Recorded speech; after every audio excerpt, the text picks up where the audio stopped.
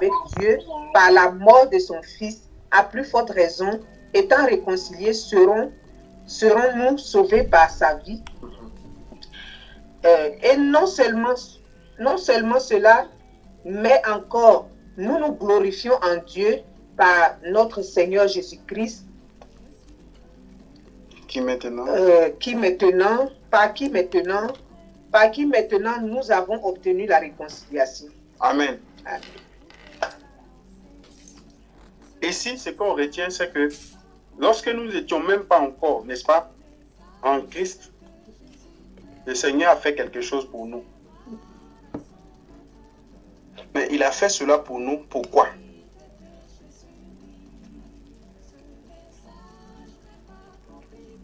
C'est l'amour qu'il a manifesté. C'est l'amour qu'il a manifesté. Amen. Il a prouvé cet amour-là. Il a prouvé cet amour-là en mourant à la croix pour nous. Bien vrai que nous, on n'était pas encore entrés, mais il a fait ça pour nous. Donc, ça sous-entend que l'amour, dès que nous avons saisi cet amour-là, dès que nous avons saisi le Seigneur, ce que nous devons faire, nous devons aussi mettre en pratique cet amour-là. Et n'oublions pas que la distraction de Satan, c'est quoi? C'est de nous amener à nous retourner les uns contre les autres. Et de perdre, c'est-à-dire de perdre de ne pas reconnaître notre adversaire qui est Satan, mais de retourner contre nous. C'est ce qu'il sait faire. C'est de nous faire perdre la cible. C'est tout ce qu'il sait faire. Donc, retenons ça très bien à l'intérieur de notre esprit, et que notre ennemi commun, c'est le diable. Ce n'est pas un frère, ce n'est pas une soeur. Avec la soeur, avec le frère, avec toute autre personne, je dois manifester l'amour. C'est avec l'amour que je pourrai les gagner. C'est avec l'amour que je pourrai les gagner. Même chose dans Romains chapitre 12, quand on lit, on voit qu'il nous dit que si quelqu'un, mais si tu as un ennemi qui a faim, si ton ennemi a faim, il faut lui donner à manger. Il sait très bien, il a typifié là-bas que la personne est ton ennemi. Mais il dit de manifester l'amour. Parce que c'est en cela que tu vas gagner la personne.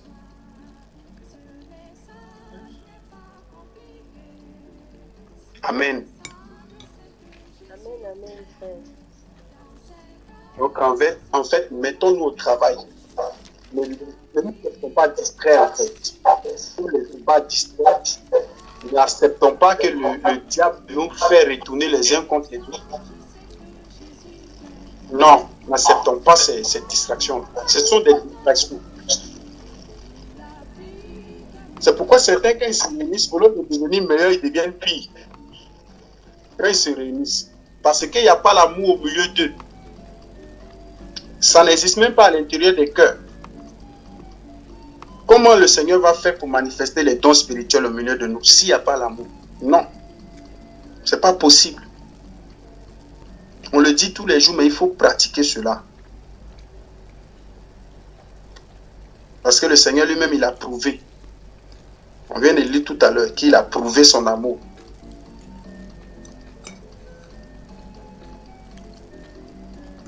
Amen.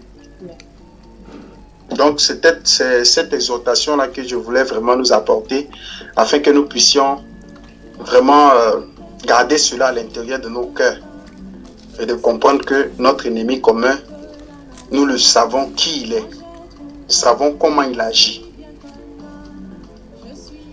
Ne perdons pas la cible. Amen.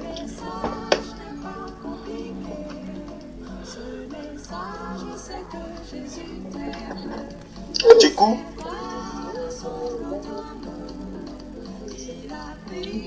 une sœur a une question, qu'on puisse travailler encore là-dessus.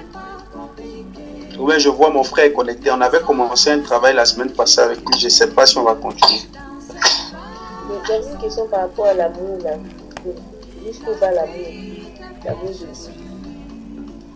Jusqu'où va l'amour? Mais je pense que tu as quelque part un peu répondu. C'est parce que, comme vous savez, moi je dis toujours, je parle toujours des cas pratiques. On peut parler dans la théorie. Hein? Oui, vas-y, ma soeur. Des cas pratiques. Voilà. Par exemple, je vous avais partagé l'histoire d'une soeur avec qui j'ai passé beaucoup d'années, où on a prié et qui s'est mariée récemment. Elle vient de se marier, le mariage a finalement eu lieu. Je ne suis pas partie. Toute la bande avec qui on a évolué pendant des années, tout le monde est parti. Et moi, je ne suis pas partie. Donc, la soeur m'appelle aujourd'hui, elle veut passer, elle vient en Belgique, parce qu'elle habite en Belgique. Elle vient en Belgique, elle me dit, je suis là avec mon mari. Je lui dis, ok, il n'y a pas de souci, venez à la maison. Est-ce qu'à partir de ce moment, j'ai mal fait? Je me pose déjà la question. Mais dans mon cœur, j'ai cet élan de dire, bon, venez à la maison. Et puis, bon, je vais éviter les détails, c'est que c'est parti en cacahuète et je me suis fait vraiment insulter dans tous les sens. Donc, maintenant, qu'est-ce que l'amour à partir de ce stade? Je sais que l'amour que j'ai pour la personne m'a valu que je dise à la personne que ce que tu fais est contre la volonté de Dieu, parce que la parole de Dieu est contre ça. Ça, j'ai déjà manifesté l'amour dans ce sens. Donc, c'est un amour qui détruit là maintenant, parce que l'amour apporte des paix. C'est un amour que j'ai manifesté qui apporte que des paix, c'est que ce que tu fais est contre la Bible, ce qui a valu tout ce qui est en train de m'arriver. Mais, est-ce que après ça c'est déjà clos, parce que c'est clair. La parole le dit, je n'ai pas de discussion à faire. C'est ce que j'ai fait comprendre. Moi, je n'ai pas de discussion à avoir. Ce n'est pas mes ressentis. Rien à faire, c'est la parole. Maintenant, après ça, quelle est la manifestation de l'amour que je dois donner avec cette personne? Est-ce que ça veut dire qu'après ça, je dois continuer, par exemple, recevoir la personne chez moi? Ce qui ne s'est malheureusement pas passé. Hein. Mais si je dois recevoir la personne chez moi, est-ce que quand je fais ça, je suis déjà dans la compromission ou c'est que c'est un acte d'amour? Pour moi, aujourd'hui, je me dis, est-ce que j'ai expliqué à la personne, j'ai déjà marié, je ne peux plus rien faire. À partir de maintenant, vous pouvez venir, si vous voulez venir me rendre visite, il n'y a pas de problème. Moi, j'ai donné mon point de vue. Et si je le fais, est-ce que je pêche? Est-ce que je suis dans l'amour ou pas?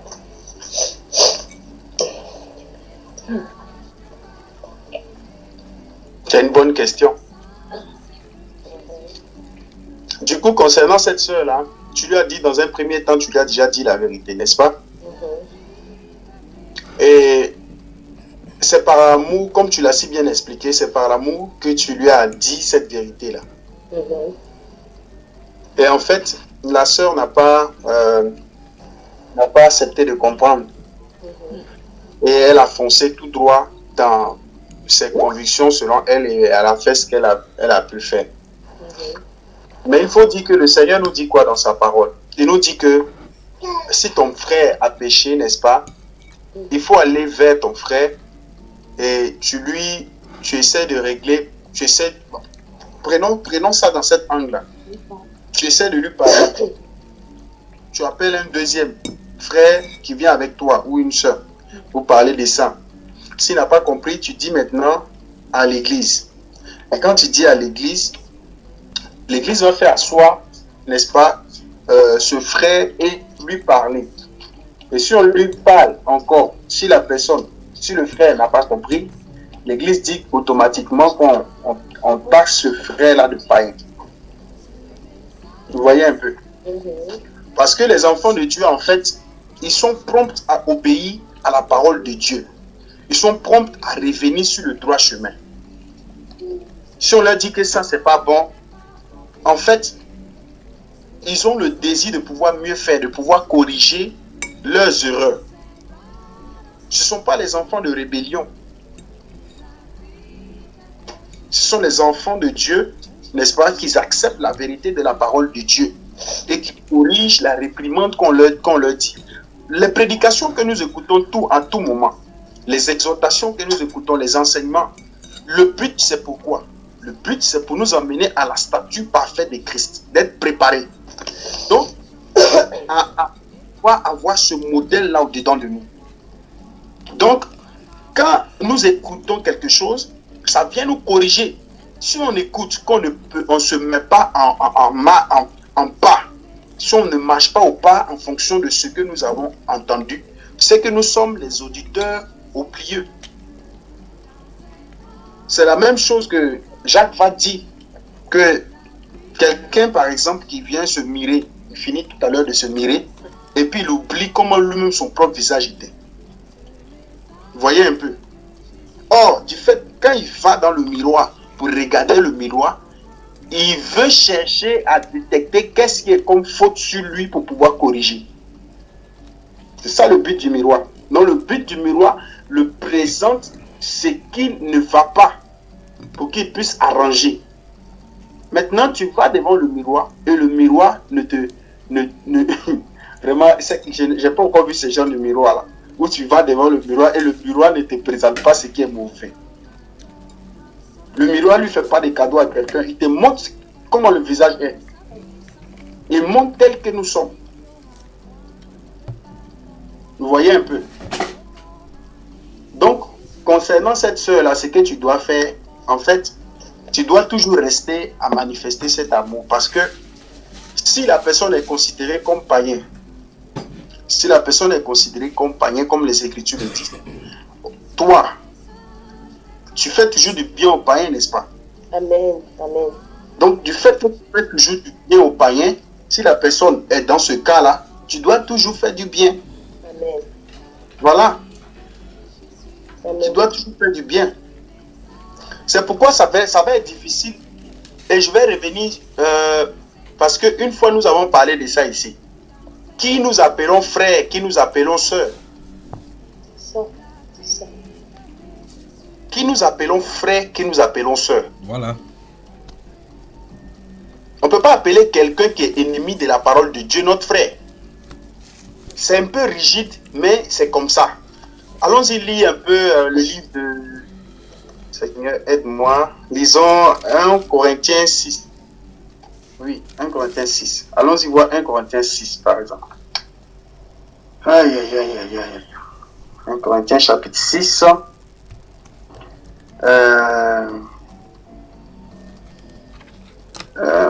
Oui, le chapitre 6.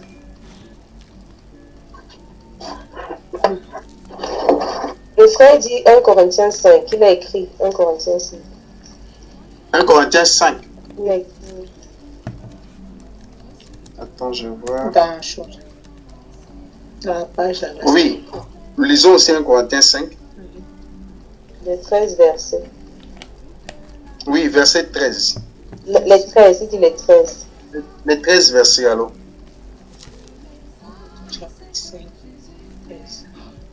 Allons-y alors, ma soeur. On entend dire généralement qu'il y a parmi vous de l'impudicité et une impudicité telle qu'elle ne se rencontre pas même chez les païens. C'est au point que l'un de vous a la femme de son père, et vous êtes enflé d'orgueil.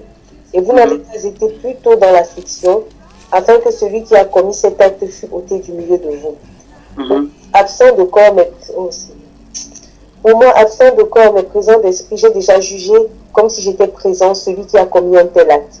Au nom du Seigneur Jésus-Christ, vous et mon esprit, étant assemblés avec la puissance de notre Seigneur Jésus-Christ, qu'un tel homme soit livré à Satan pour la destruction de la chair, afin que l'esprit soit sauvé au jour du Seigneur Jésus. C'est bien à tort que vous vous glorifiez. Ne savez-vous pas qu'un peu de levain fait lever toute la pâte? Faites disparaître le vieux levain, afin que vous soyez une pâte nouvelle, puisque vous êtes sans levain, car Christ, notre Pâque, a été immolé. Célébrons donc les fêtes, non avec du vieux levain, non avec un levain de malice et de méchanceté, mais avec les pains sans levain de la pureté et de la vérité. Alléluia.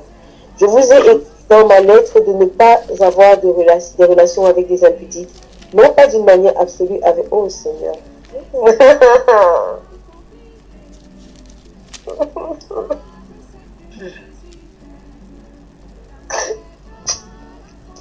Non pas d'une manière absolue avec les impudiques de ce monde, ou avec les cupides et les ravisseurs, ou avec les idolâtres.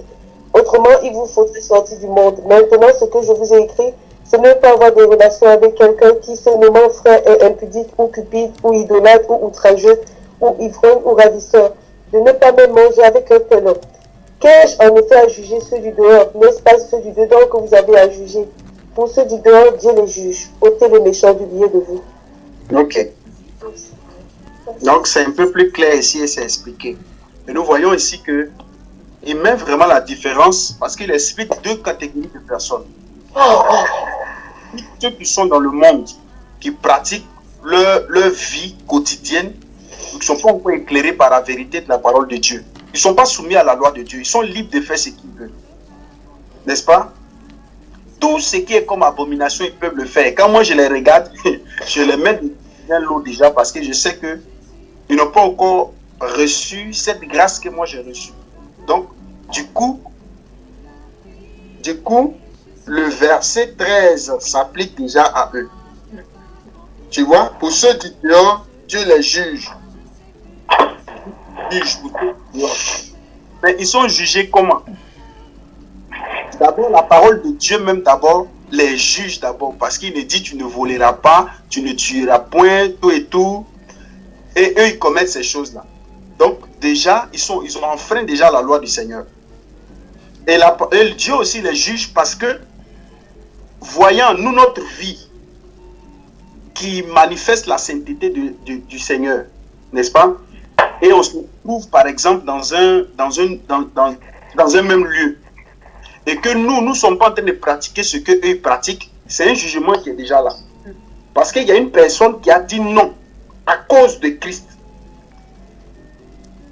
Par exemple, à une méchanceté, à un vol, à quelque chose d'interdit venant de la part de deux personnes, d'autres qui ne veulent pas le faire. Du fait que celui qui est en Christ ne veut pas le faire, automatiquement, c'est un jugement qu'il a apporté déjà vis-à-vis de celui qui dit qu'il va le faire. Parce qu'on ne sait pas quand vous allez quitter sur la terre. Supposons qu'à l'instant T, vous quittez sur la terre. La personne qui a commis cette chose-là, devant le trône de Dieu, qu'est-ce qu'il dira? Le Seigneur lui montrera l'exemple de celui qui a refusé. Parce qu'il y a quelqu'un qui était à côté de toi qui ne s'est pas compromis, qui a dit non, qui ne voulait pas faire la chose. Pourtant, toi, tu as dit oui, tu vas faire. Là même, tu es jugé déjà. Avant que la loi même pas encore sortie, se présenter devant toi. La parole de Dieu. Parce que qu'est-ce qui pousse l'autre à ne pas le faire? Et qu'est-ce qui toi te pousse à le faire? Lui, dans sa conscience, les lois de la parole de Dieu sont déjà installées. Il sait qu'il ne peut pas dépasser ces limites-là. Et toi, comme tu n'es pas soumis à la loi de Dieu, tu dépasses. Vous voyez un peu? Donc là maintenant, ça trace le jugement déjà. C'est la même chose aujourd'hui quand on parle de mettre le voile pour pouvoir prier. D'autres ne veulent pas. Pendant que d'autres ont accepté, ils ont compris, ils sont en train de mettre en pratique. C'est un jugement déjà. Parce qu'ils ne vont pas dire que ça n'a pas été pratiqué. Tant pis pour ceux qui sont venus qui disent que ça n'a rien à voir dans les Écritures, que c'était une histoire de période ou temps. Ils vont voir le jour qu'ils seront devant le trône du jugement, ils vont s'expliquer là-bas. Parce qu'il y a certains qui ont prêché que c'est applicable. Et des gens se sont soumis à ça, ils ont appliqué. Donc il y a une preuve palpable qui dit que des gens ont appliqué. Donc ça c'est le premier type de catégorie de personnes qu'on a vu. N'est-ce pas? Deuxième type de catégorie de personnes. N'est-ce pas? C'est ceux qui commencent. Regardons à partir du verset 11 encore. Relis ma soeur. Maintenant, ce que je vous ai écrit, c'est de ne pas avoir de relation avec quelqu'un qui se nomme frère est impudique ou cupide. Tu as vu, non? Vous voyez, il se nomme frère. Il dit qu'il s'appelle frère. Comme il dit il est frère là. Il est frère. Comment il est frère? Il est frère à cause de Christ, on dit frère. N'est-ce pas? À cause de Christ. Parce que le mot frère ne peut pas sortir comme ça. Peut-être, André, qu'on utilise ça dans d'autres jargons encore.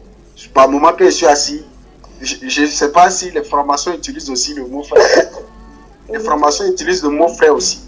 Bon, eux, les frères là, peut-être que c'est deux R. Pour nous là, c'est un seul R. Je ne sais pas comment on écrit un frère. Mais quand on parle de frères ici dans les Écritures, nous voyons très bien que ça parle de ceux qui sont soumis à la loi du Seigneur. Donc, celui qui est soumis à la loi du Seigneur, logiquement, le Seigneur qui gouverne toutes choses à l'intérieur de lui, doit l'amener à comprendre que, de un, si 2 Corinthiens chapitre 5, 17 s'applique à lui, lisons 2 Corinthiens 5, 17. Si ça s'applique à lui. 5, verset 5, 17. Si ça s'applique à lui. Celui qui dit s'appelle frère, si ça s'applique à lui. 2 Corinthiens 5, 17. Justement, c'est ce qu'ils me disent, que toute chose. Bon, si, je dis.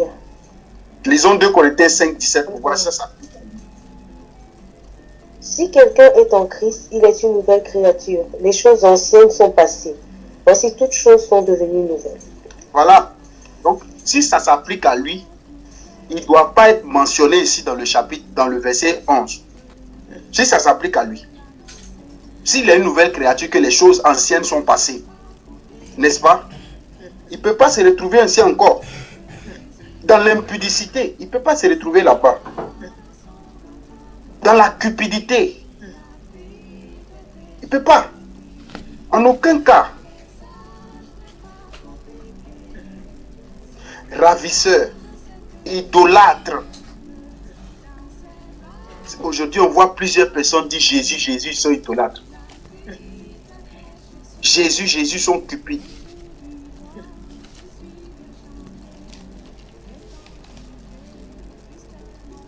Donc, ça doit beaucoup attirer notre attention. Ivrogne encore. Ils vont partir prendre Ephésiens chapitre 5, 18 pour dire non, le Seigneur a dit enivrez. Ne vous enivrez pas de vin. Comme il a dit enivré là, ça veut dire que ne faut pas boire beaucoup. Parce qu'il n'a pas interdit. Il dit ne vous enivrez pas. On dit enivrer, ça veut dire excès. C'est eux qui ont le dictionnaire français, ils savent parler le français.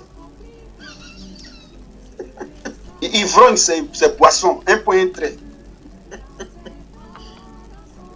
Ma soeur, c'est ça, non? Ivrogne, là, c'est alcool. C'est un point, un trait. Dans le dictionnaire de Dieu, il n'y a pas trop, il n'y a pas moins. C'est ça, non, ma soeur? Parce que nous savons que le vin, là, il mord. Oui. Il est très subtil. Ça commence par un verre, après, quand on commence, ça tourne vite. Oui. C'est tellement subtil qu'on n'arrive pas à connaître la mesure. D'autres vont dire oui, si c'est contrôlé, pour voir à quel niveau il peut arriver. D'autres disent oui, moi il sait contrôler. Tu ne sais rien contrôler. Ta chair te trompe, c'est tout. Tes yeux te trompent, tu vois scintiller la chose, les bulles dans le verre. Donc faisons beaucoup attention.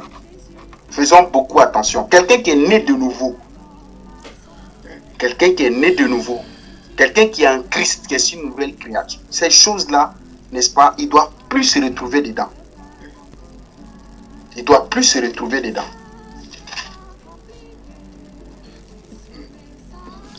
Allons-y dans 1 Corinthiens 6 là. Lisons le verset de 9. 1 Corinthiens 6, verset 9. Lisons d'abord 1 Corinthiens 6, 19. Et puis lisons 1 Corinthiens 6, 9 à 11. 1 Corinthiens 6, 19.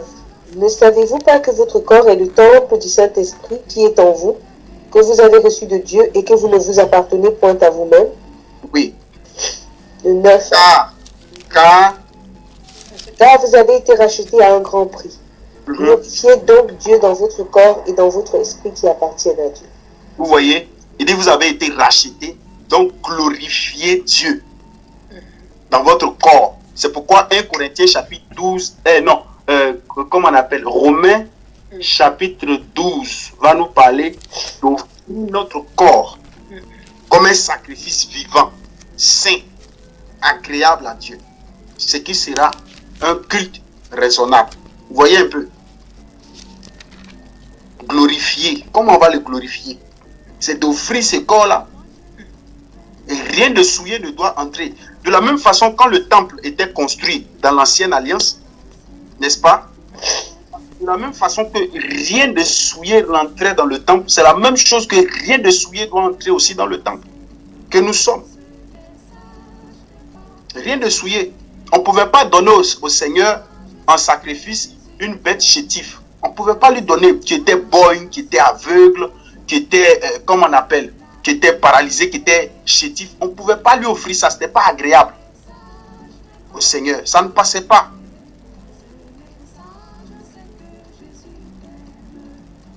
Amen. Il voulait ce qui n'était pas boiteux. Ce qui était parfait, ce qu'il voulait. Donc c'est comme ça nous devons nous offrir aussi au Seigneur. Un sacrifice de bonne odeur. Il n'y a pas de colère à l'intérieur du cœur. N'est-ce pas? Il n'y a pas la méchanceté dans le cœur. On est prompt à obéir à la parole de Dieu. Sanctifié pour notre Seigneur. C'est ça. Lisons le verset 9 maintenant. Ne savez-vous pas que les injustes n'hériteront point le royaume de Dieu? Ne vous y trompez pas, ni les impudiques, ni les idolâtres, ni les adultères, ni les efféminés, ni les infâmes, ni les voleurs, ni les cupides, ni les ivrognes, ni les outrageux, ni les ravisseurs n'hériteront le royaume de Dieu. Voilà. Oui, continue. Et c'est là ce que vous étiez quelques-uns de vous.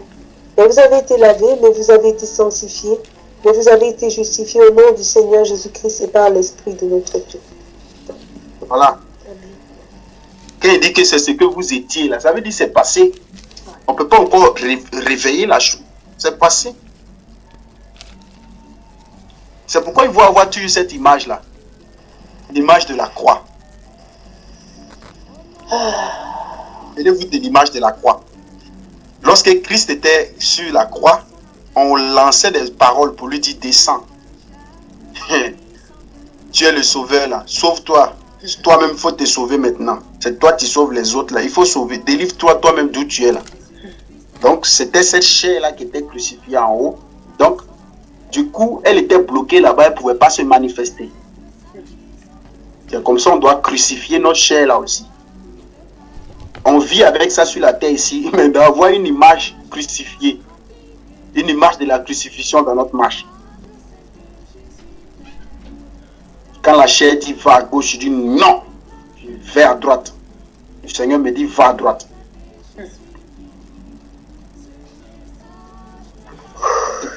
La main souvent, il faut l'entretenir dans le jeûne. Ça c'est bon. Il faut l'entretenir dans le jeûne.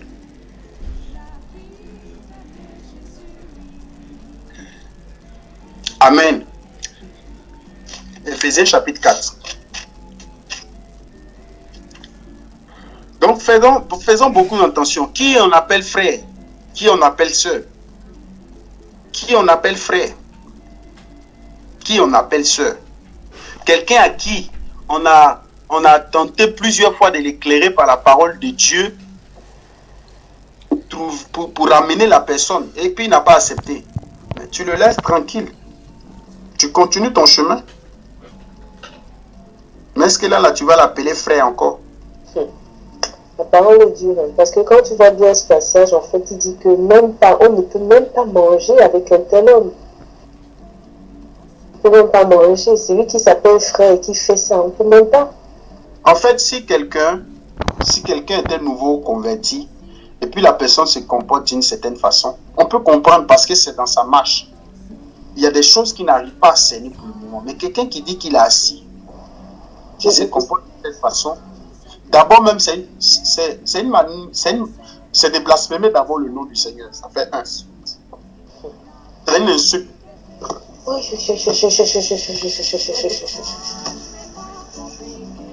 C'est une insulte, la manière de se comporter de cette façon. C'est une insulte. Et le mari, il prêche dans une église. Les gens ça me fait peur parce que les gens ont eu des songes pour attester que ce mariage était de Dieu.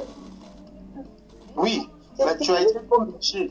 Toi, tu as été comme Michel dans cette affaire. Ils ont beau prophétiser, mais toi, tu as dit une seule parole.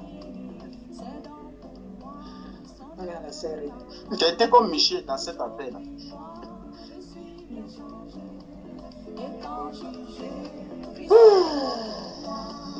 Concernant cette question de notre sœur Christiane Yanka,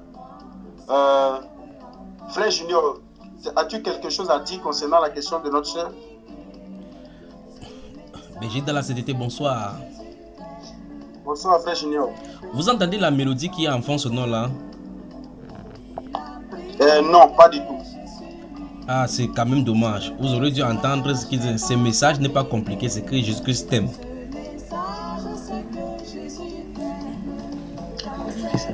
Vous allez l'entendre, donc donnez-moi quelques secondes, d'accord frère? Oui, oui.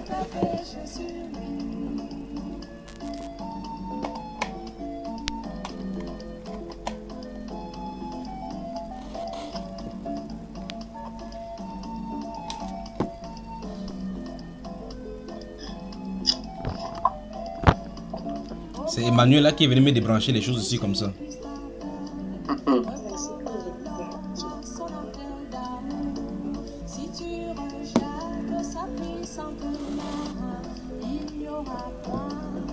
Vous entendez? Maintenant, c'est bon. Si tu rejettes sa puissante main, il n'y aura point de pardon pour toi. Ce message n'est pas compliqué. Ce message, c'est que Jésus t'aime. Dans ses bras, dans son grand amour, il a pris tes péchés sur lui. Ce message n'est pas compliqué. Ce message, c'est que Jésus t'aime. Dans ses bras, dans son grand amour, il a pris tes péchés sur lui.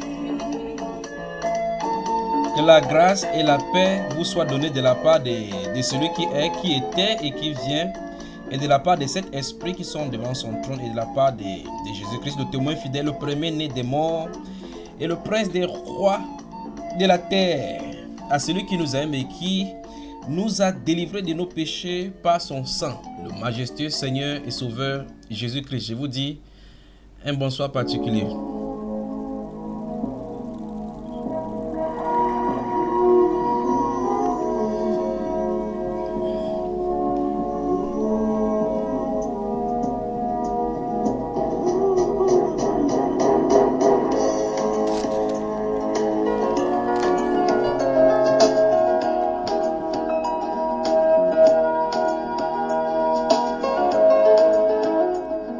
La sœur Odile, bonsoir.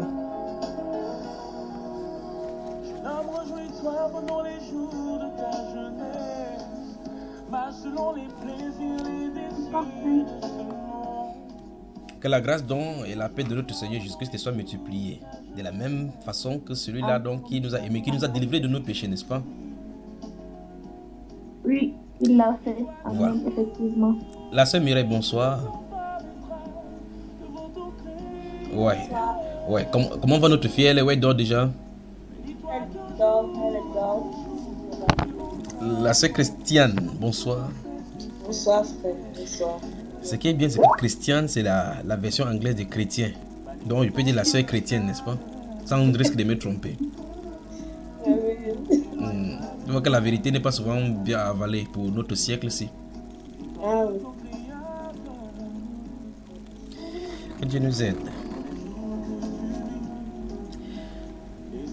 La sœur Reine, bonsoir. Bonsoir, mon frère. La famille Tra, bonsoir. Bonsoir. Oui, Bonsoir, frère Julien. j'étais assis là, je vous entendais parler, ça me plaisait quoi. Et puis vous savez, une pensée m'est venue, il disait, c'est juste que tu m'enlèves sur la terre. J'ai dit, je viendrai te dire que sur la terre, on a formé des fanatiques sur la terre, ils vont traiter le diable sur la terre bien même. Donc ça veut dire que même si nous quittons la terre maintenant, on a quand même bien fait. Donc, vous voyez, pour répondre à ta question, tu as déjà tout répondu. Je me seulement dit, il y a un endroit dans la Bible que les gens n'aiment pas entendre. Dans le livre de Galates, il est fait mention des faux frères. On n'aime pas mentionner cela. Maintenant, si je demande à quelqu'un, as-tu déjà vu un faux frère? Il va dire non. Si je demande à quelqu'un, as-tu déjà vu un faux pasteur? Il va dire, il ne veut pas juger.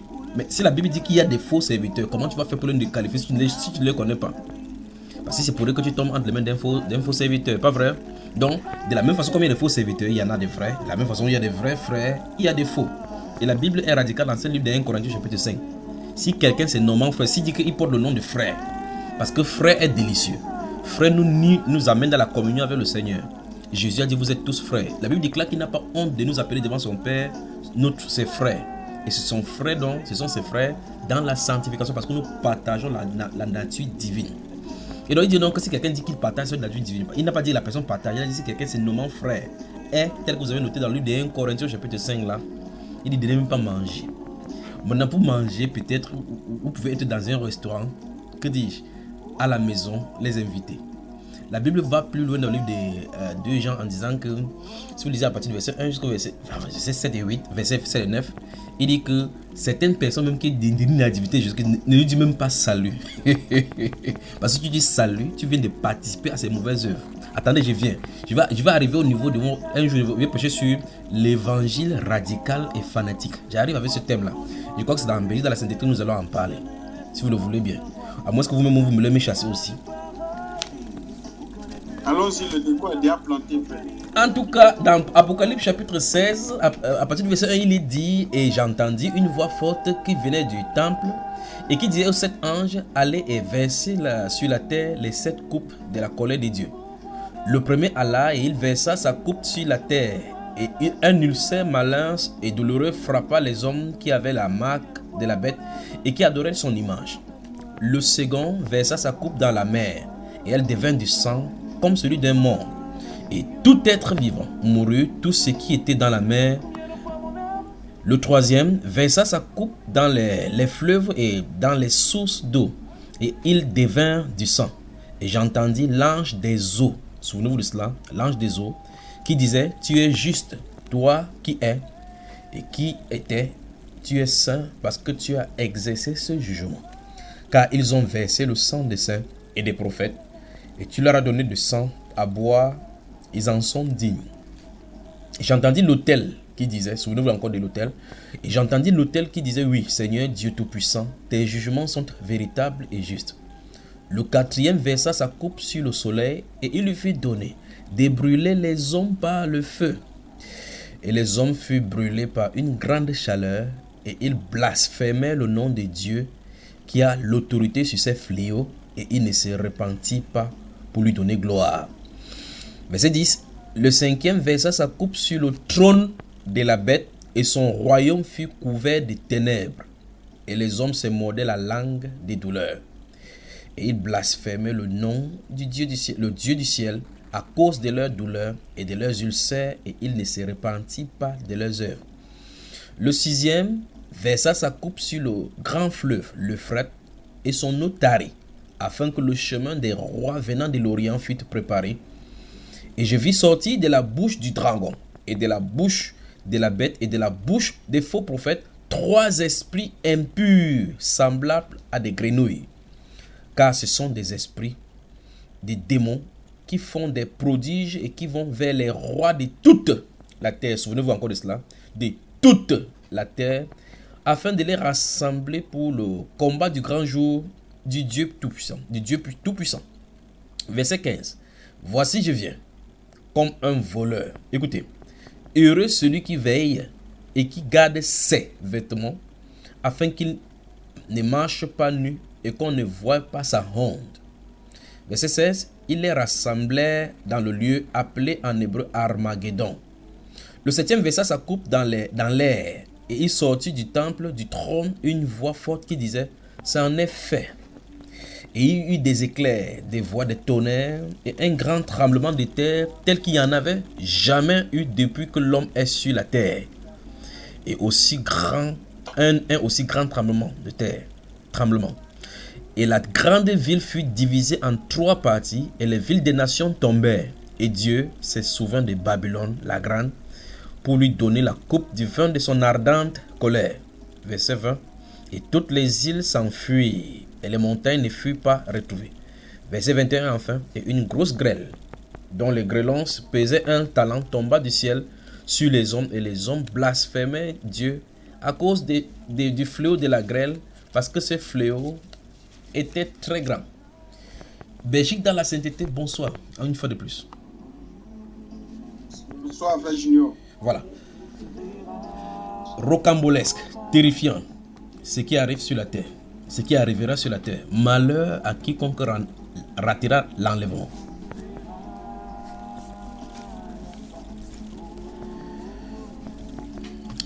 La semaine dernière, nous avons commencé à examiner une écriture. Enfin, nous avons parcouru le livre. Nous avons parcouru le livre d'Ézéchiel au chapitre 8 et nous avons vu à partir des livres des prophètes comment le Saint-Esprit avait amené le prophète dans des lieux de culte et il voyait des abominations qui s'y passaient. Le temps pour moi de dire bonsoir et bienvenue à la soeur, enfin au frère Emmanuel Yoba et Frédéric. Frère Frédéric, ça va?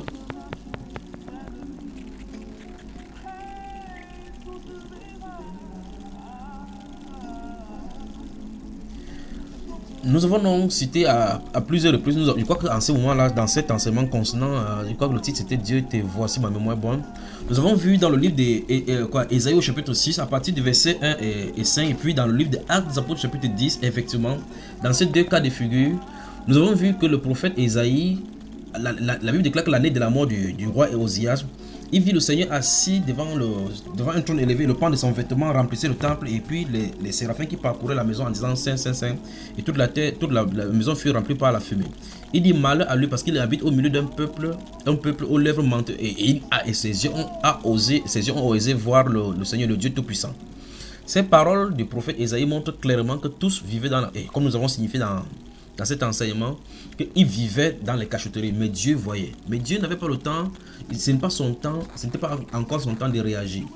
Nous avons vu dans le livre des 2 Chroniques au chapitre 16, le verset 9, que les yeux de l'Éternel parcourent la terre pour regarder tout ce dont le cœur est tout entièrement à lui. Et dans le livre quoi nous avons lu également, le psaume, je suis désolé d'être venu en retard, c'est les embouteillages qui m'ont mis comme ça là, qui m'ont pas permis, c'est pas évident de circuler dans cette ville-ci.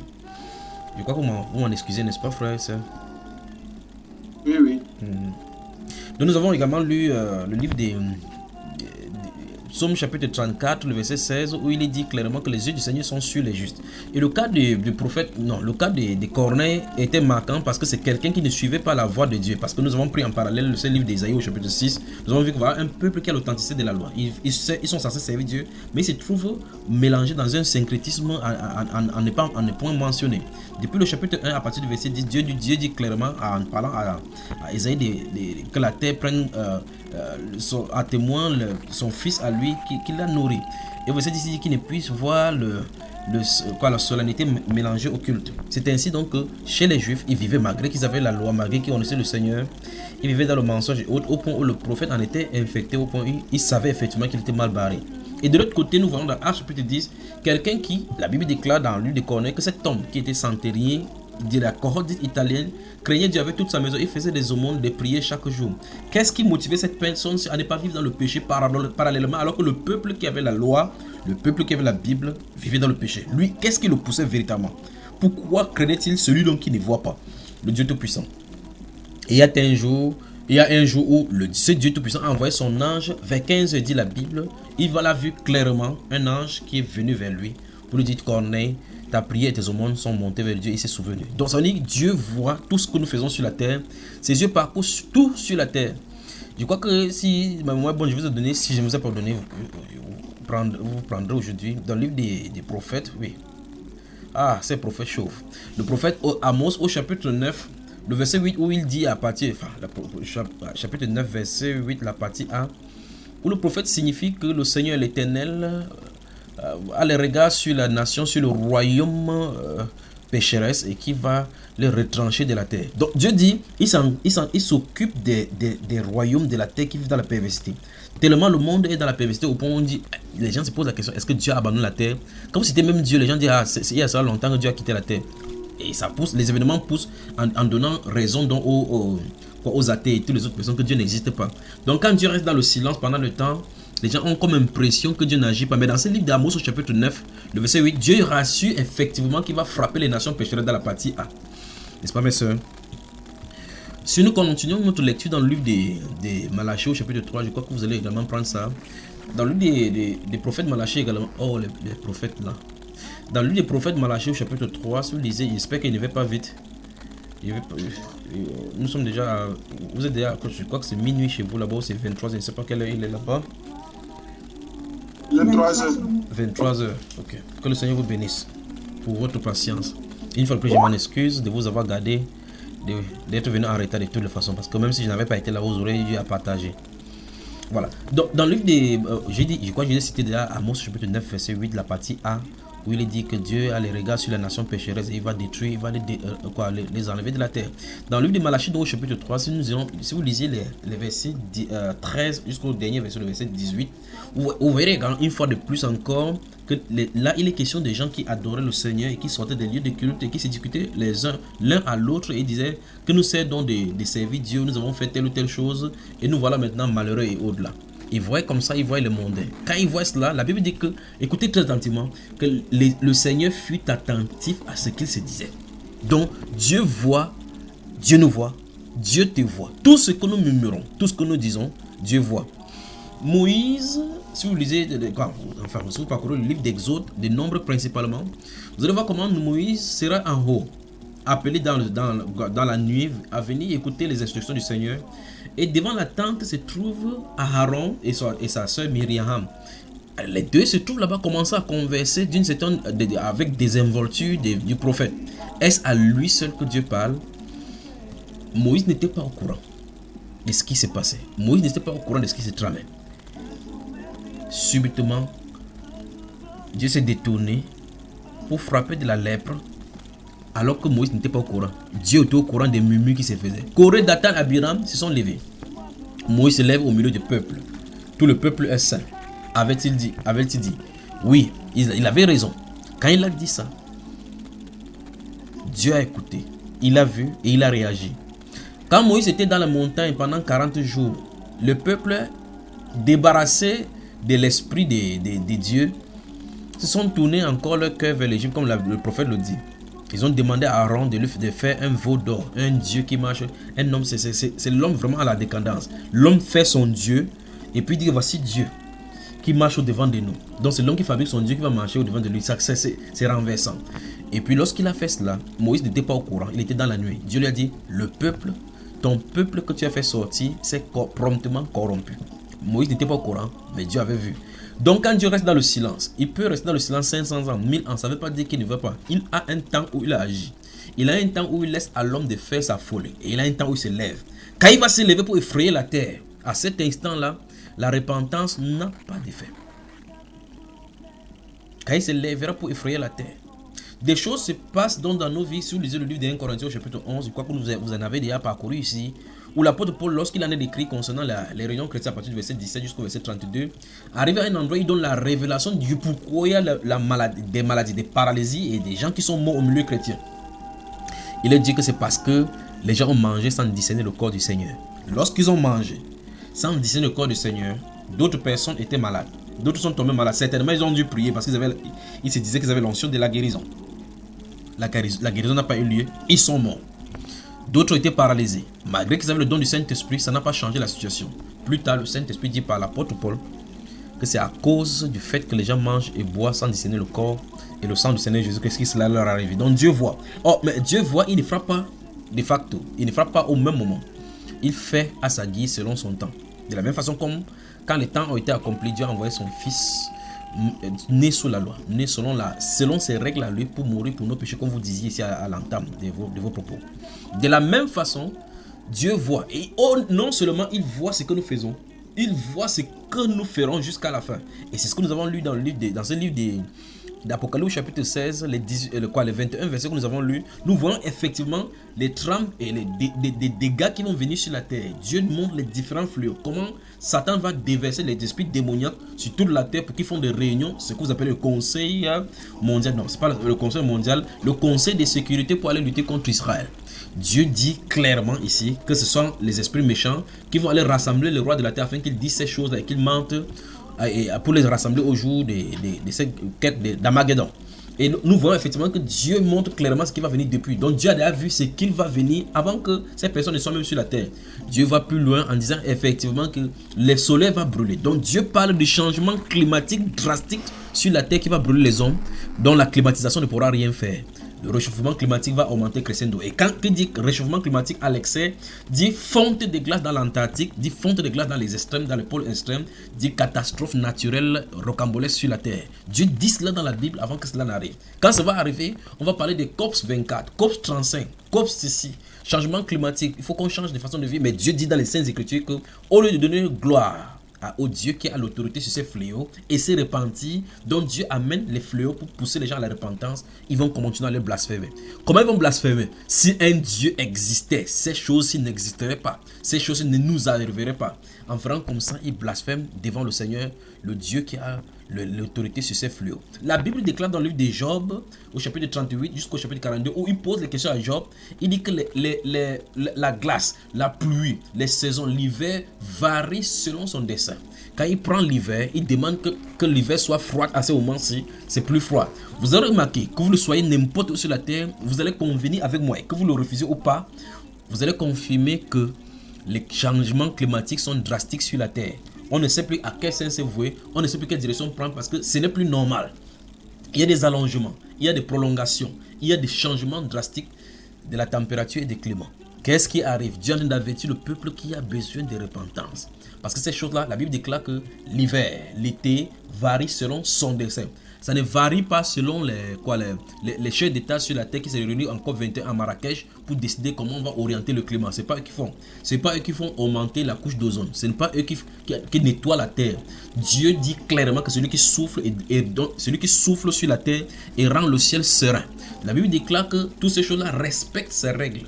Donc, ce n'est pas les chefs d'État, ce n'est pas les industriels chinois sur la terre qui font quoi que ce soit pour polluer la terre. Non, non, non, non. Ce n'est pas les industriels qui le font. Ce n'est pas le gaz à effet de serre qui pollue la terre. C'est du mensonge. C'est du mensonge qu'ils disent.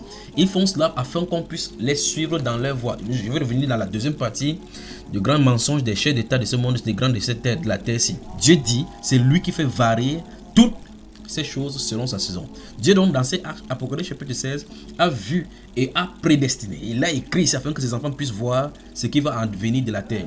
Et il dit ici que l'Euphrate va sécher. Vous regardez le globe terrestre, vous voyez le canal de Suez, vous voyez là où il y a l'Euphrate. Et puis vous posez la question, les mers s'entremêlent entre eux. Les fleuves s'entremêlent entre eux. Dire que le fleuve va sécher, ça veut dire qu'il y aura un endroit où il n'y aura plus de feu, où le fleuve va venir s'arrêter. C'est impensable scientifiquement, mais ça va se passer tel qu'il a dit, parce que ça sera frayé. Il n'y aura plus de l'eau là-bas. Quand il n'y a pas d'eau, qu'est-ce qui se passe? Il y a un changement climatique drastique dans toute la région, y compris maintenant partout où ça a arrosé la sécheresse. Et la Bible déclare ici que les anges, les saints anges ont dit, lorsque Dieu a fait que l'eau se transforme en sang, tout ce qui était dans la mer, imaginez toutes les espèces dont Couteau a essayé de découvrir avec son petit âge sur la terre, tout ce qu'on a connu maintenant avec National Geographic, tous ces splendeurs de dessous de la mer vont dessécher et mourir à cause de ces fleuves qui seront là-bas. La Bible déclare, les saints anges du ciel ont dit, tu es digne et tes jugements sont dignes d'être loués, c'en est fait parce qu'ils ont versé du sang. Donc, vous comprenez que chaque sang de chrétiens, de sang, des prophètes versés sur la terre, la conséquence c'est que Dieu va faire boire aux hommes du sang.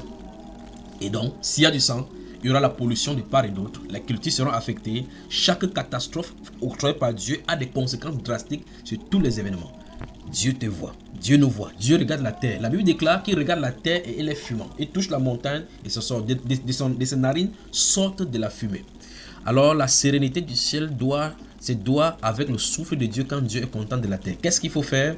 Il faut donc la repentance. Il faut que chaque personne arrive à se poser la question, est-ce que je sais que Dieu me voit? Si nous croyons que nous pouvons cacher notre destin à Dieu, comme le livre d'Ésaïe le dit, que malheur à ceux qui descendent en Égypte et qui prennent des desseins, qui essaient de dérober leurs desseins de la présence de Dieu, est-ce qu'on peut se cacher devant le Seigneur? Nous ne pouvons pas nous cacher. Berger dans la sainteté, bonsoir encore une fois de plus. Ne soyez pas calme comme ça, ne vous effrayez pas, je parle seulement, d'accord? Bonsoir, frère Julien. Oui, j'ouvre ma bouche seulement, je parle. J'ouvre ma bouche seulement, je parle. Dans le livre de Jérémie, du prophète Jérémie, il est dit là-bas, c'est celui-là qui sonde les cœurs et les reins et qui rendra à chacun selon son œuvre. Quand il dit, et dans le livre d'Apocalypse également au chapitre 2, versets 22 et 23, il dit, il est réitéré là-bas que celui qui rend à chacun selon son œuvre, c'est le Seigneur Jésus-Christ. Celui qui rend à chacun selon son œuvre. Ça commence à poser problème. Si c'est lui qui rend à chacun selon son œuvre, la question c'est, quelles sont mes œuvres? Qu'est-ce que je fais dans la cachette? Mon grand frère, le prophète, l'apôtre Paul, qu'est-ce qu'il dit? Dans le livre des Romains au chapitre 2 verset 16, il dit que c'est ce qui paraîtra au jour selon mon évangile, selon lequel Dieu mettra en lumière, il jugera les actions secrètes des hommes. Et dans le 1 Corinthiens, il le signifie encore au chapitre 4, à partir du verset 5, il dit que le Seigneur Dieu Tout-Puissant, Jésus-Christ notre Seigneur, viendra et mettra en lumière tout ce qui est caché dans les ténèbres. Donc finalement, ça ne vaut pas la peine de cacher quoi que ce soit. Il faut qu'on soit conscient du fait que Dieu nous voit. C'est vrai qu'on n'a pas besoin de la présence d'un frère, comme le frère Trabi disait tout à l'heure là que les gens boivent un peu, ainsi de suite. Et c'est effectivement les gens, il y a des gens qui boivent, quand il n'y a pas de frère, ils boivent un peu, que le frère Junior la dérange. Comme c'était la Bible du frère Junior. Ah non, le frère Trabi dérange, ils sont trop radicaux. Alors quand il est à quelque part, il peut boire, quand il est au milieu, il ne boit pas. La personne se trompe. Chacun fera ce qu'il a fait. Souvenez-vous, dans lui des gens au chapitre 12, la Bible déclare qu'il y avait une femme qui est venue verser le parfum sur le pied de Jésus. Les disciples étaient scandalisés. Ils ont dit on aurait dû vendre ce parfum à 400 nars et distribuer le produit aux pauvres. Mais la Bible signifie clairement une personnalité parmi les disciples qui regimbait contre cette manifestation de l'amour à l'égard de notre Seigneur et Sauveur. La Bible déclare, parlant de Judas Iscariote, que non seulement Judas, parce que c'est lui qui était le trésorier, on dit qu'il disait cela, pas qu'il prenait en peine les pauvres. Donc ça dit que la considération qu'il disait par rapport à ses pensées vers les pauvres, c'était de l'hypocrisie. Il ne pensait pas ce qu'il disait. Et la Bible nous signifie que, étant dans le gardien des bourses, il volait de l'argent. Donc il aurait souhaité qu'on vende cela, on met là pour qu'il construise sa maison au village davantage. Comme ça, le jour que le monsieur qui dit partout qu'il n'a pas de... Là où mettre la tête là, le jour qu'on va l'attraper, il rentre chez lui. Donc c'est quelqu'un qui investissait dans l'homme. Mais le point que je veux vous faire comprendre, c'est que le Seigneur Jésus savait que, ayant la bourse, il volait. Il le regardait chaque jour, sachant ce qu'il faisait, mais il ne disait absolument rien. Il voyait ce qu'il faisait. Il a même vu ce que Pierre ferait lorsqu'on va l'arrêter. Jusqu'à dire, le con n'aura pas chanté 2 fois que tu aurais 3 fois régné me connaître. Et moi, Dieu nous connaît mieux que nous-mêmes. Il connaît jusqu'où nous pourrons aller. La Bible déclare que dans notre lèvre, dans nos bouches, c'est lui qui a mis le souffle. Alors, Jésus voyait tout. Il voyait le comportement des pharisiens. Il pouvait voir la personne qui a beaucoup mis dans le trône que par rapport à la femme de Luc chapitre 18, qui avait dans Luc chapitre 22, qui a mis les deux pièces à l'intérieur. Il a vu au-delà des 2 pièces, il a vu au-delà des billets, il a vu les superflus et les vantardises des cœurs. Il a vu chez Simon lorsqu'il était invité dans le livre de Luc au chapitre 10, chapitre 11. On l'a invité et puis il est resté là-bas. Cette femme pécheresse est entrée et déversant ses larmes sur le pied du Seigneur Jésus en essuyant avec ses cheveux. Simon a dit à l'intérieur de lui-même dans son cœur, si cet homme était prophète, il saurait de quelle espèce est cette femme. Il s'est tourné vers lui. Il dit, Simon, depuis que je suis entré dans cette maison, tu ne m'as pas donné de l'eau. Souvenez-vous de celui dont il parle. C'est celui qui discerne les pensées et les sentiments. L'eau, voilà là-bas de vous. Dans le livre de Luc, dans le livre de Marc, il est question de 4 amis qui ont porté leur ami qui était alité. On l'a trouvé tellement, la maison bondait de monde. Vous m'entendez bien, n'est-ce pas? Oui, parce que vous arrêtez vos visages comme si vous vous êtes fâché de moi. Alors, la Bible déclare qu'ils ont trouvé un trou sur le toit. Ils ont découvert un trou. Ils ont fait venir cet homme-là devant le Seigneur Jésus-Christ. Il est resté tranquille et regardé. Il a dit que prends courage, tes péchés te sont pardonnés. Les gens commençaient à murmurer dans leur cœur, qui est celui-ci même qui pardonne le péché. Il s'est tourné vers eux. Il dit, afin que vous sachiez que le Fils de l'homme a sur la terre le pouvoir de pardonner le péché. Et puis il pose la question, vous pensez qu'est-ce qui est plus difficile à faire? Parce que vous pouvez dire à quelqu'un que tes péchés sont pardonnés sans que ça ne soit vrai. Pour le prouver que c'est authentique, il dit que lève-toi, prends ton lit, va dans ta maison. Quelqu'un qui n'a pas marché depuis des années se lève et marche devant Dieu. Il dit que l'autre ici est facile par rapport à pardonner le péché qu'on ne voit pas. Alors il suffit que le Christ Jésus dit, tu es pardonné et tu es pardonné. Pour prouver, il dit lève-toi et marche. Mais ces personnes-ci dans leur cœur disaient que celui-ci il blasphème, il n'est pas de Dieu, sinon il saurait que c'est Dieu lui-même qui pose correction, qui pardonne le péché. Qui est le Fils de Dieu? Le Fils de l'homme tenu devant eux. Dieu incarné dans une chair humaine, pardonnant le péché de la même façon comme dans le ciel. Jésus leur a dit que je sois en haut ou que je sois en bas, ça ne change pas, il n'y a pas de différence. Je pardonne le péché partout, le ciel et sur la terre. Et ici sur la terre, je peux toujours pardonner. Lève-toi, prends ton lit et va dans ta maison. Jésus-Christ voyait dans leur cœur, celui qui discerne les pensées et les cœurs. Dans celui de Malachie au chapitre 3, le verset 13 à 18 dont je vous ai parlé, ces 2 personnes-ci qui rentraient du culte avaient tellement jeûné, prié comme ça, là, les sisters, ils ont chanté, jeûné. En passant, quelqu'un est passé avec la fortune ou bien le Volvo. Versé l'eau sur elle, elle a dit que merde. La sœur a dit à la sœur, on dit que nous sommes venus sur la terre pour accompagner des gens. L'autre sœur dit que maman, on sait même Dieu là comme ça, depuis on prie, ça ne marche pas.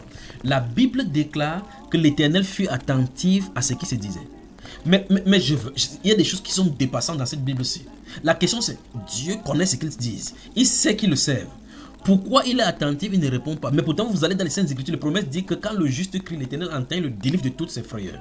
Qu'est-ce que Dieu veut faire? Dieu veut nous montrer que il veut tout simplement qu'on dépende de lui, seconde par seconde, minute by minute, heure après heure, qu'on dépende de lui, sans nous comparer aux choses éphémères de la terre qu'il octroie au monde. Il les octroie ça pour qu'ils se réjouissent un peu sur la terre au moins. Il faut, avant qu'ils ne partent en enfer, qu'ils aient quand même vécu quelque chose sur la terre. Alors, souvenez-vous du parallèle entre Abraham, Lazare et le riche. Il dit que quand Lazare était sur la terre, il souffrait. Toi, tu te réjouissais. Maintenant, il est ici, tu es consolé. Si tu veux avoir toute la réjouissance de la terre, qu'est-ce que tu feras de l'autre côté? Notre réjouissance est éternelle. D'accord? Alors, ces deux personnalités, dans ce livre de Malachie, chapitre 3, qui parlaient, la Bible déclare, souvenez-vous de cela, l'Éternel fut attentif. Mais maintenant, ça, c'est que nous lisons dans le livre du prophète Malachie. Les deux personnes qui bavardaient entre eux, qui discutaient de culte, que c'est en vain qu'on sait Dieu là. Ils n'ont jamais su qu'à leur compte c'est écrit comme ça. Donc c'est comme ça que vous et nous sur la terre, nous devions savoir que chacune de nos actions sont notées. Vous devrez savoir cela. Parce qu'ils ont parcouru sur la terre. On a noté pour eux. Ils n'ont jamais pris la Bible comme ça. La Bible que nous lisons maintenant. Ces personnes n'ont pas lu pour dire, hey, on a écrit ceci de nous, c'est nous qui disions ça. Que non, ils n'ont pas lu cela. On a donné les actions de leur vie, afin que ça nous serve, à nous qui sommes ici sur la terre. De la même façon, les choses sont prises en note de nous concernant.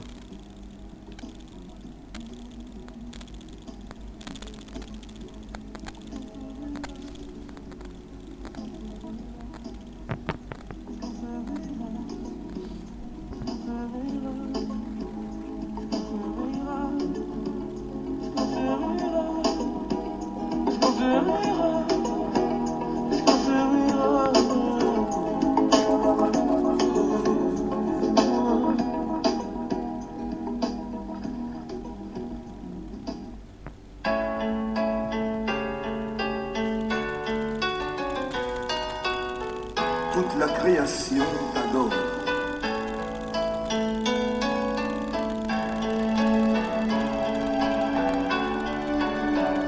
Tu es le véritable au-dessus de tout.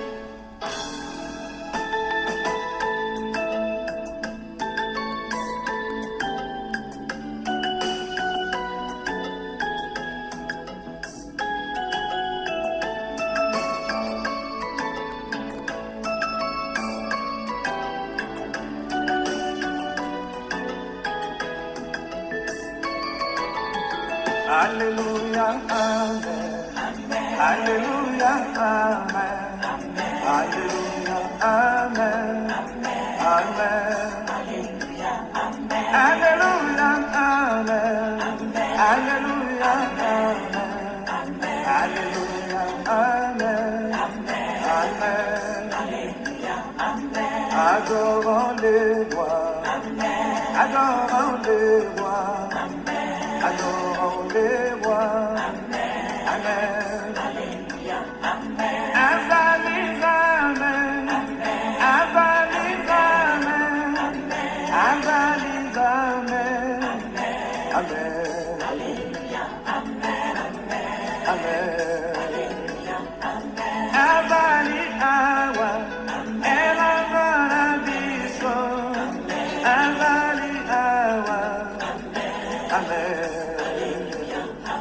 Alléluia, amen. Alléluia, amen.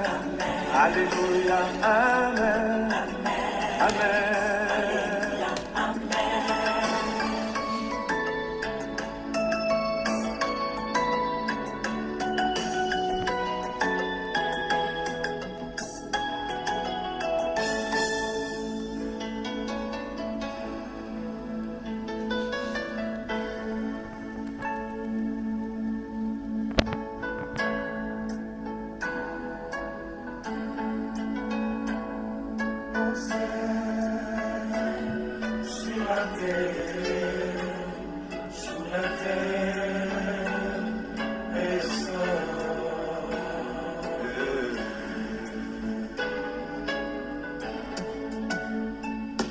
Mokote ako kaninayo. Mokote ako kaninayo. Mokote ako kaninayo. Yahweh. Mokote ako kaninayo. Mokote. Mokote ako kaninayo. Mokote.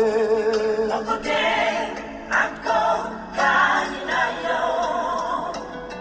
Mokote ako kaninayo. Mokote ako kaninayo. Hakuna Mungu kama wewe. Hakuna Mungu kama wewe. Hakuna Mungu kama wewe. Hakuna Mungu kama wewe. Hakuna Mungu kama wewe. Hakuna Mungu kama wewe. Hakuna Mungu kama wewe. Hakuna Mungu kama wewe. Mosive defwa nana nange. Mosive defwa nana nange. Mosive defwa nana nange. Mosive defwa nana nange. Mosive. Mosive defwa nana nange. Mosive. Mosive defwa nana nange. Mosive. Mosive defwa nana nange. Mosive. Mosive defwa nana nange. Il n'y a point de Dieu comme Jésus. Il n'y a point de Dieu comme Jésus. Il n'y a point de Dieu comme toi, Seigneur. Il n'y a point de Dieu comme Jésus. Il n'y a point. Il n'y a point de Dieu comme toi. Il n'y a point. Il n'y a point de Dieu comme toi. Il n'y a point de Dieu comme toi. Il n'y a point de Dieu comme toi.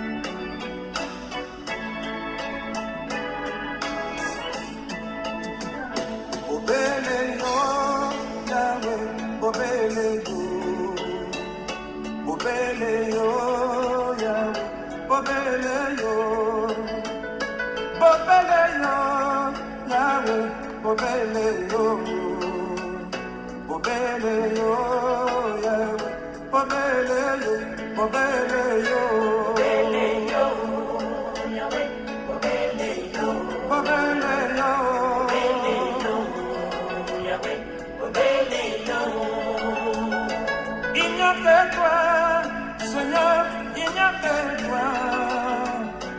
Il n'y a que toi, Jésus, il n'y a que toi. Il n'y a que toi, Seigneur, il n'y a que toi. Il n'y a que toi, Seigneur, il n'y a que toi. Il n'y a que toi. Il n'y a que toi, Seigneur, il n'y a que toi. Il n'y a que toi, Seigneur, il n'y a que toi. Il n'y a que toi, Seigneur.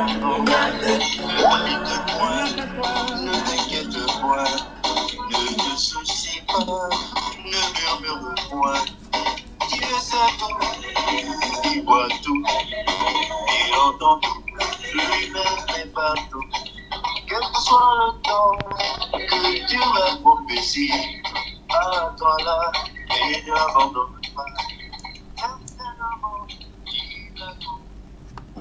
Donc j'ai copié le lien, j'ai mis ça sur le groupe. En fait, c'est le chanteur Emmanuel Boafo qui chantait Dieu te voit.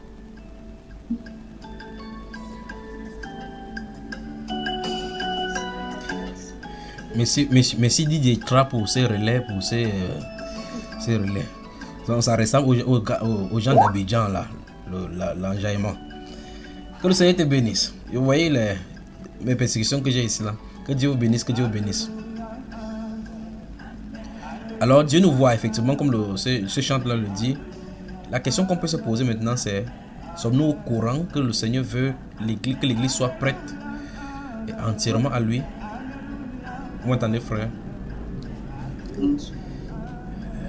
crois que c'est l'avion aussi maintenant qui passe ici maintenant à l'aéroport ici. C'est quand même terrible.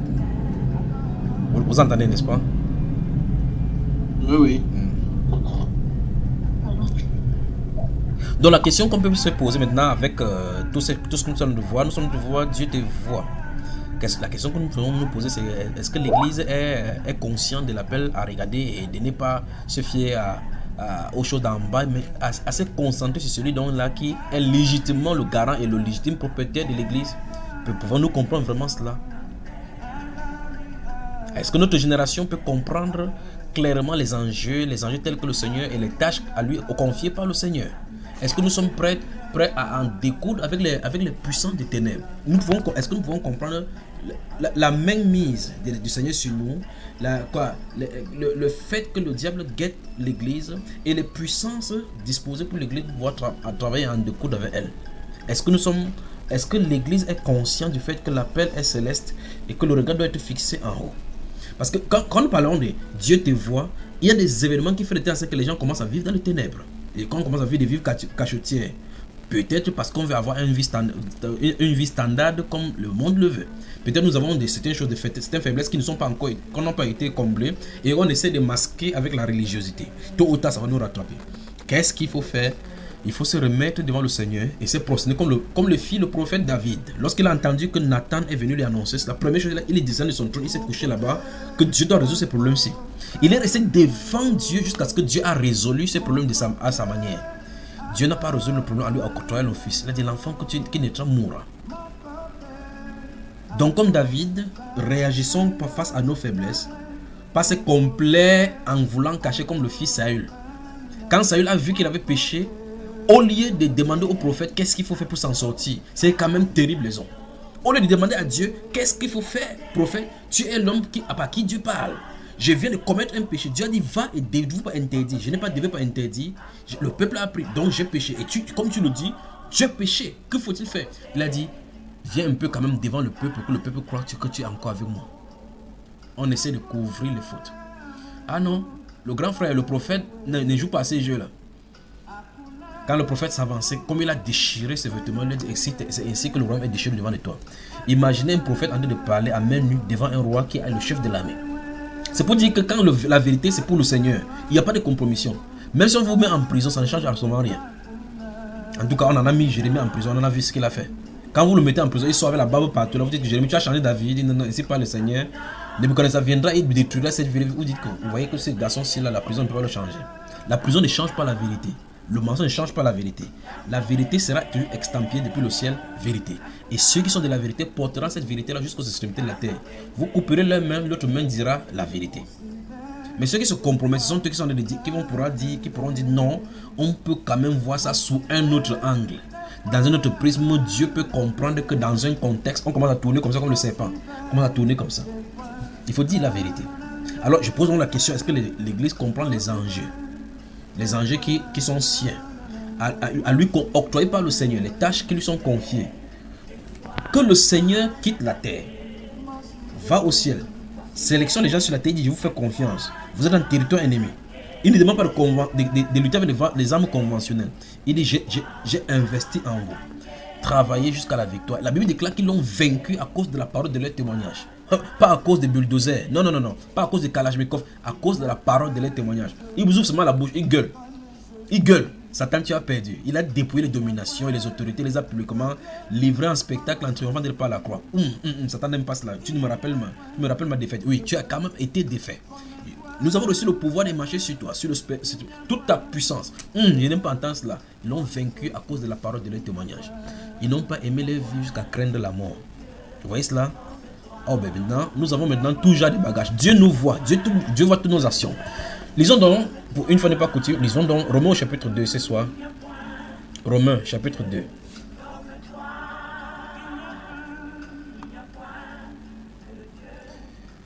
La sœur Christian, Yankam, bonsoir et courage. Hein? Bonsoir. Merci. Ouais. Romains le chapitre 2. Dieu nous voit. Si vous m'entendez maintenant, écoutez cette voix, Dieu vous voit. Il n'y a nulle part où c'est caché. Même les personnes, en tout cas, je n'ai jamais vu quelqu'un qui croit mieux que les athées. Les athées croient tellement qu'ils croient qu'ils ne croient pas. Romains chapitre 2.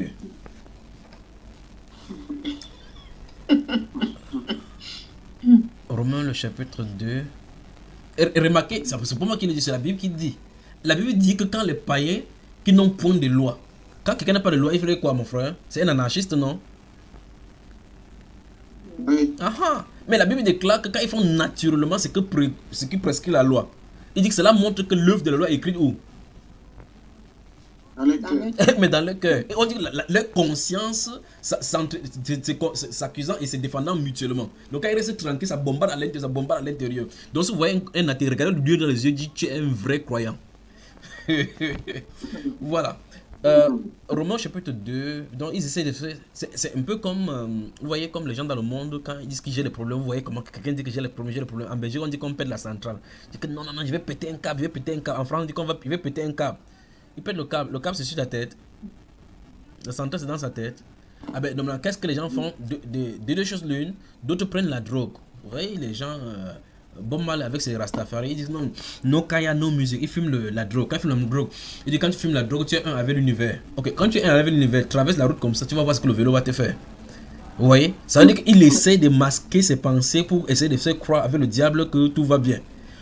Quand la personne fume, il fume, ma tête chauffe, il fume deux. Quand la tête chauffe, tu fumes. Si ta tête chauffe, si ça chauffe, tu plonges dans l'eau glacée. Si c'est ta tête qui chauffe, comment ta tête peut chauffer? Tu prends encore la cigarette qui chauffe. Vous voyez que ça n'a pas de sens, pas vrai? Donc normalement, si la tête chauffe, tu peux plonger ça dans le glaçon. Quand la tête chauffe, on ne peut pas fumer la cigarette. Mais quand tu fumes la cigarette, ça descend où? Ça descend plutôt dans le corps. Et maintenant, quand il fume la cigarette, après cela, est-ce que le problème est résolu? Non. Le problème qui chauffait la tête est encore là. Le problème des lèvres, maintenant, la cigarette, maintenant, va avec le œsophage qui sera touché par la nicotine. Après le cerveau, maintenant, qui sera touché maintenant avec tous ces effets-là. Voilà les dents, maintenant, qui commencent à pourrir. Maintenant, il va venir faire tendre sa bouche comme ça à la soeur, comme ça, que je fais bisous. Après, voilà les odeurs rocambolesques qui vont passer partout dans les différents moyens de transport, vont sentir les gens là-bas. Alors, nous voilà maintenant en plein dans ce que l'homme est en train de chercher à faire. Ils essaient d'affronter leurs propres problèmes par leur manière, ça ne marche pas. Ils trouvent des alternatives pour croire que ce problème n'existe pas. C'est pour cela que Dieu a créé l'autruche. C'est à cause d'eux que Dieu a créé l'autruche. À cause de cela. C'est pour ça qu'on dit clairement que tu essaies de faire comme la politique de l'autruche. Ils essaient de fermer la tête. La Bible déclare, c'est la Bible qui dit, c'est pas moi qui dis. N'allez pas me dire qu'il a insulté l'autruche. Dieu dit que la Bible déclare qu'il n'y a pas un animal qui est plus bête que lui parce qu'il lui a refusé l'intelligence. Donc quelqu'un qui a les problèmes, il dit que non, je m'avais boire l'alcool. C'est parce que tu m'as fait ça que je bois l'alcool. Bon, tu bois l'alcool, je t'ai fait ça, tu bois l'alcool. Quel est le rapport entre ça et boire l'alcool? Quand tu bois l'alcool, ça résout le problème. D'autres disent que non, je m'avais noyé mes soucis. Donc les soucis, c'est noyer seulement dans les alcools. Il ne dit pas qu'il m'avait boire l'eau pour noyer les soucis. Vous avez entendu par exemple que les gens qui vont dans la Pandosa, ou bien ceux qui sont dans le delta du Niger, ou bien de Gilles Barata là-bas, qui meurent dans les eaux là-bas, ils meurent noyés d'alcool. C'est parce qu'ils ont des problèmes qu'ils essaient d'affronter dans l'eau pour aller quelque part où il y a la rédemption. Ils essaient parce qu'ils savent que la terre promise se trouve de l'autre côté. Mais s'ils doivent mourir, il faut qu'ils meurent plutôt à l'extérieur. Ils ne boivent pas l'alcool. Ils meurent plutôt dans l'eau. Donc si quelqu'un a des problèmes, il veut noyer ses soucis, qu'il prenne la route, il passe la Libye, il arrive là-bas, il prend le bateau. Il meurt là-dedans. On va dire qu'il a noyé ses soucis. Parce que quand tu meurs, tes soucis sont noyés. Tu ne peux pas vivre avec tes soucis qui sont noyés dans l'alcool. Que le Seigneur vous bénisse. Que le Seigneur vous bénisse. Alors, souvenez-vous que les vrais croyants, même si quelqu'un dit que non, je suis un incroyant, dit comment tu sais que tu es un incroyant? Parce que tu crois déjà que tu es un incroyant. Donc, au moins, tu crois. Donc, ce sont les vrais croyants là-bas. Alors, chapitre 2 de Romains, verset 14 à 29. On y va? Qui va lire?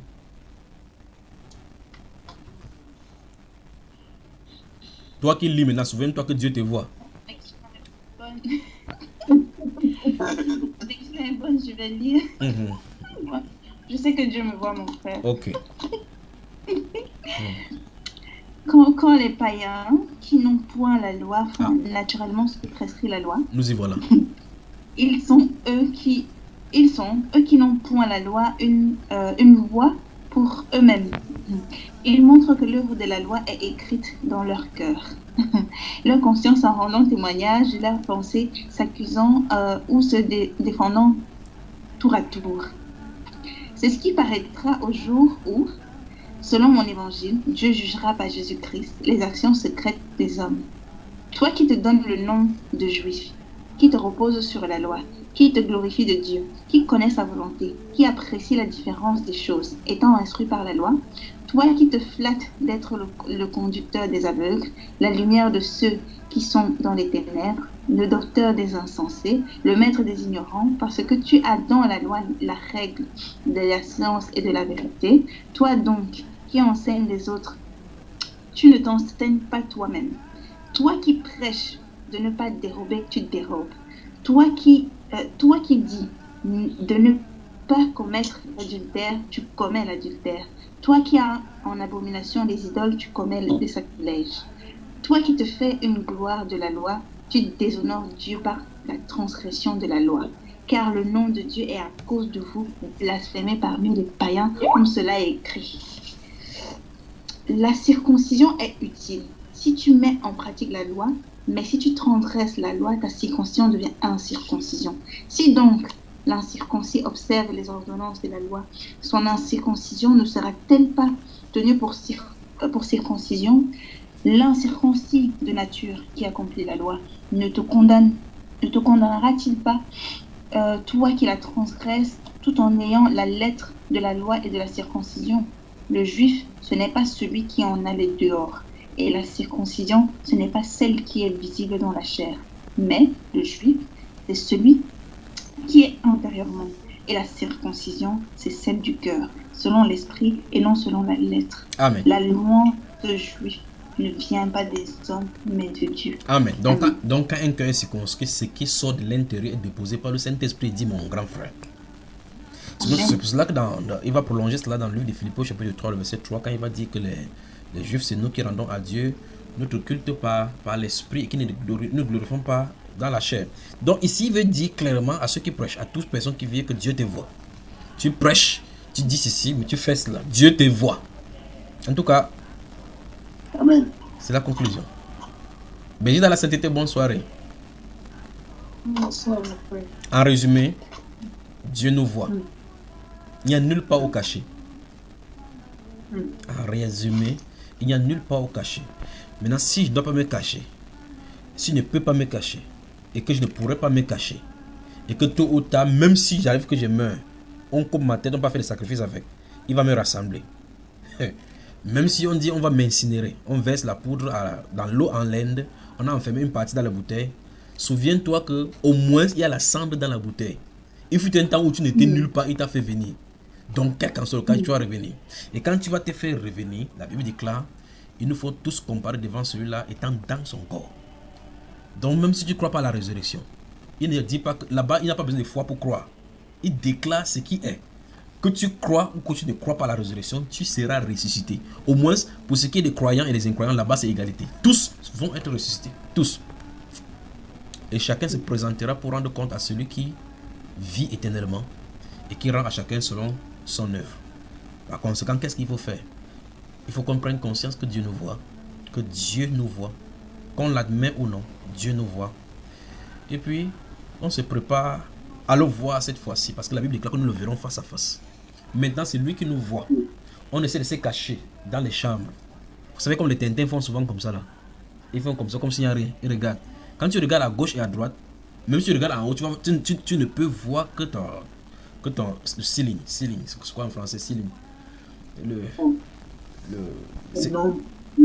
Oui, vous pouvez seulement voir ce qui est au-dessus de votre toiture, là, le ceiling.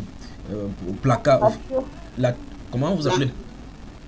Plafond. Le plafond, voilà. C'est histoire d'anglais, français là. Et puis, vous allez regarder comme ça, vous dites, il n'y a personne. Vous allez dire, il n'y a pas de caméra de surveillance. Il n'y a plus que la caméra de surveillance. Parce que la caméra de surveillance montre seulement tes gestes. C'est que tu es. Et il fallait que ça répète ta physionomie et ton visage. Dieu, lui, n'a pas besoin de regarder l'homme longtemps pour entrer en contestation avec lui, dit le prophète.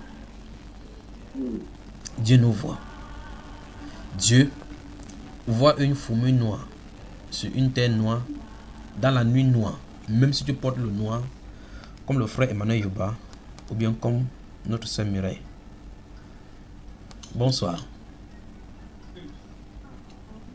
Que Dieu vous bénisse. I don't